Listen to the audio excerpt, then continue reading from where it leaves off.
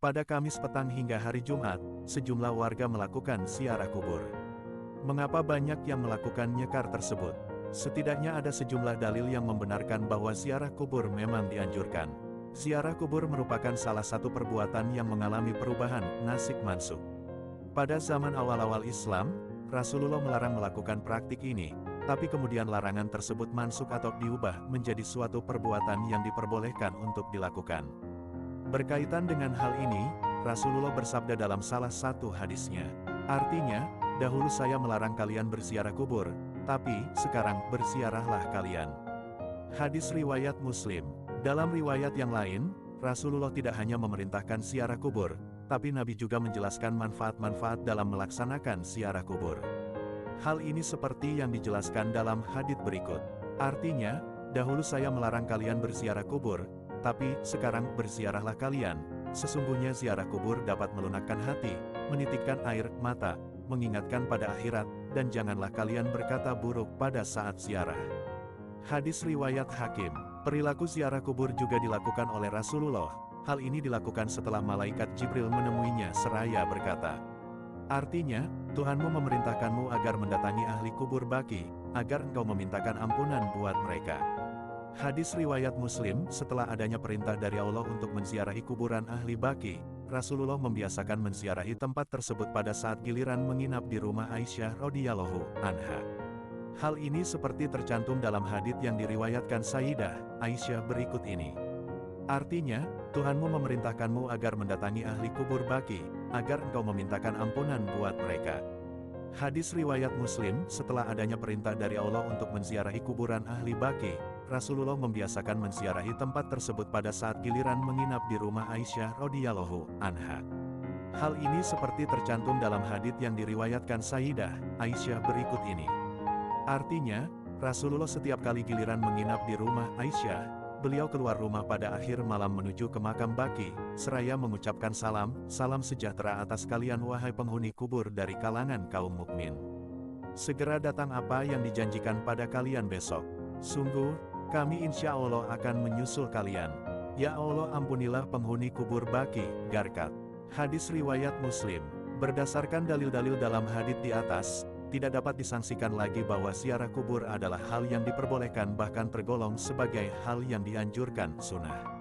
Anjuran melaksanakan ziarah kubur ini bersifat umum, baik menziarahi kuburan orang-orang soleh ataupun menziarahi kuburan orang Islam secara umum. Hal ini seperti ditegaskan oleh Imam Al-Ghazali sebagaimana keterangan berikut.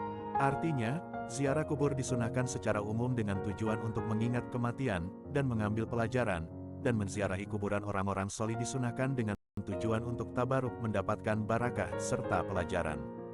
Al-Ghazali, Ihya Ulumuddin, Juz 4, halaman 521. Bahkan legalitas melaksanakan ziarah kubur ini telah disepakati oleh seluruh mazhab umat Islam.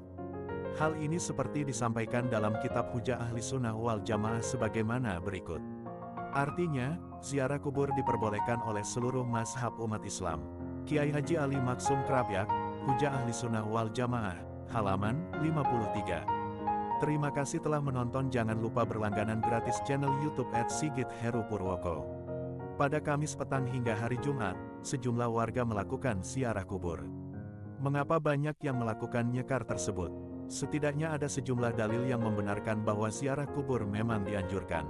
Ziarah kubur merupakan salah satu perbuatan yang mengalami perubahan nasik mansukh.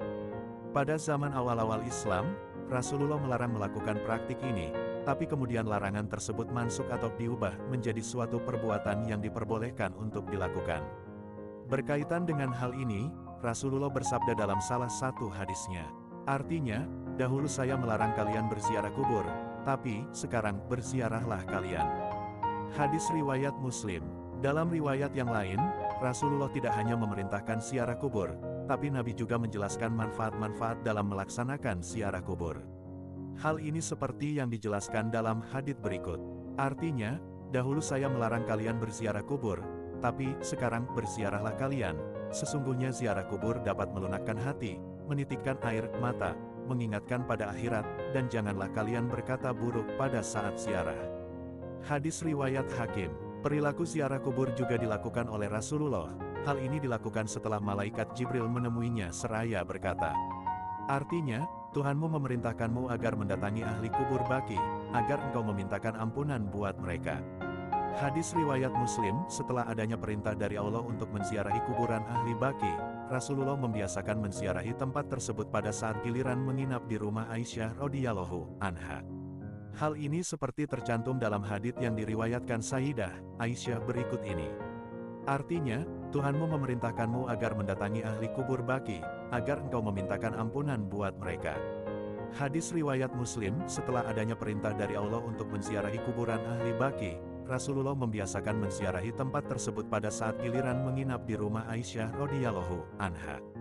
Hal ini seperti tercantum dalam hadits yang diriwayatkan Sayyidah Aisyah berikut ini.